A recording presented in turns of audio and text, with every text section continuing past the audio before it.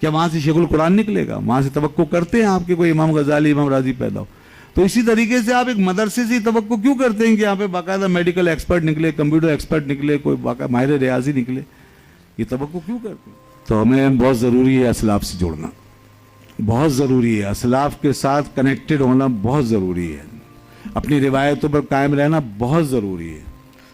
हमारे असलाफ ने यही जौहर संभाल के रखा।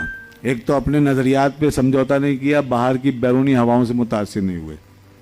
कुछ फ़िक्र फ़लसफ़ा यूनान का जब छाने लगा, हमारी दुनिया में आया, और ये कोई इब्तदाई सदियों में, तीसरी, चौथी, पाँचवीं सदी हिजरी में जब ये हवा चली, तो हमारे बुज़ुर्गों ने उसका भरपूर मुकाबला किया और बड़े विजन के साथ, बड़ी बसीरत के साथ उन्होंने अलग अलग किया दीन को और तमाम इल्हाद और बेदीनी की बातों को, और उसके साथ भरपूर किरदार अदा किया। उन्होंने मेहनत की है और इस निज़ाम तालीम को दुई में, डुअलिटी में तकसीम नहीं होने दिया।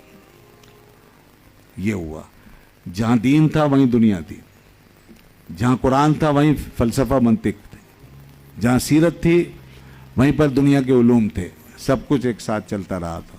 ये इमाम गज़ाली रहमतुल्लाह अलैह का दौर है, या अबुल हसन अशरी रज़ी अल्लाह अन्हु का ज़माना है, इमाम राजी का ज़माना है, मौलाना रूम का ज़माना है, शेख सादी का ज़माना है। ये वो दौर है जनाब कि जहाँ पर ये दोनों चीज़ें इकट्ठी रही। यही वजह है कि जहाँ जहर था वहाँ तिरियाक भी पाएगी। आज तिरियाक अलग हो गया, जहर अलग हो गया, और ये वक्त की मजबूरी है। इसमें कोई हमारी अपनी साजिश नहीं है, कोई ये दुश्मन की साजिश हो सकती है। ये वक्त की मजबूरी है कुछ के हद तक, और इसने ये दो राहें पर हमें लाके खड़ा किया, और यूँ हम डिवाइड हो गए। एक तो तालीम में स्पेशलाइजेशन बहुत हो गई, सब्जेक्ट बहुत बढ़ गए, तहकीक बहुत बढ़ गई। दोनों चीज़ों को पैरेलल एक साथ इकट्ठा करके चलाना मुमकिन नहीं रहा। दो तेज़ रफ्तार ट्रेनें एक साथ नहीं बांधी जा सकती। हाँ, कुछ डब्बे लेके इधर से उधर, उधर से इधर बांध सकते हैं। हमारी गलती जो है वो ये है, हमने डब्बे भी नहीं बांधे। मसला ये है, दो ट्रेनें दौड़ रही थी, उनको तो जोड़ना मुमकिन नहीं था। अभी तक लोग वही राग लाप रहे हैं, एक छत के नीचे सब जमा क्यों नहीं होता? कैसे होगा जनाब?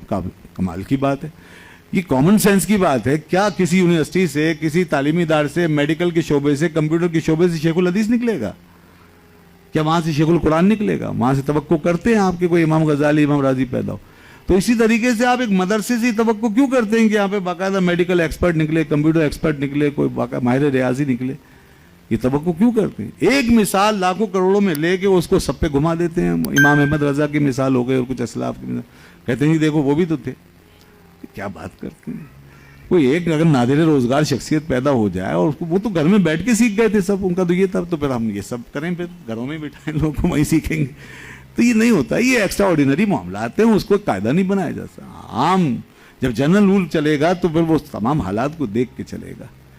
तो मैं ये कह रहा हूँ कि दो ट्रेनें बन गई हैं अब। पहले एक ही ट्रेन के मुसाफिर थे हम, और ये उलूम और सब्जेक्ट सब आपस में मर्ज होने के काबिल थे। एक लिमिटेशन थी ना। दुनियावी उलूम जो आजकल निकल आए, ये सब एक लिमिटेड थे। उस जमाने में सिर्फ फिक्र और फलसफा मंतिक दो सब्जेक्ट थे। कोई रियाजी था, कोई इस तरह की चीजें थी, बस, और कुछ। आज साइंस से कोई इतनी शाखें, एक दरख्त है जिस पे लाखों शाखें उग रही हैं, क्या करेंगे?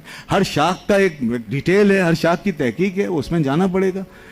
तो इसलिए सबके स्पेशलिस्ट हैं। यहाँ कान का अगर डॉक्टर है तो पेट का इलाज नहीं कर सकता, कोई हड्डी का डॉक्टर है तो खून का इलाज नहीं कर सकता, वो हार्ट का इलाज नहीं कर सकता, वगैरह वगैरह। तो इस तरह अब ये नहीं हो सकता, ये खामखा की खाम ख्याली। हाँ, हम ये ज़रूर कर सकते हैं, जैसे डॉक्टर साहब ने ये इदारा बनाया है, तो ये कुछ चीज़ें मर्ज कर रहे हैं ना, ये इनको तो इसी में आगे बढ़ना है, स्पेशलिस्ट पैदा करने हैं, किसी को कुछ बनाना है, किसी इंजीनियर बनाना है, किसी को किसी शोबे में एक्सपर्ट करना है।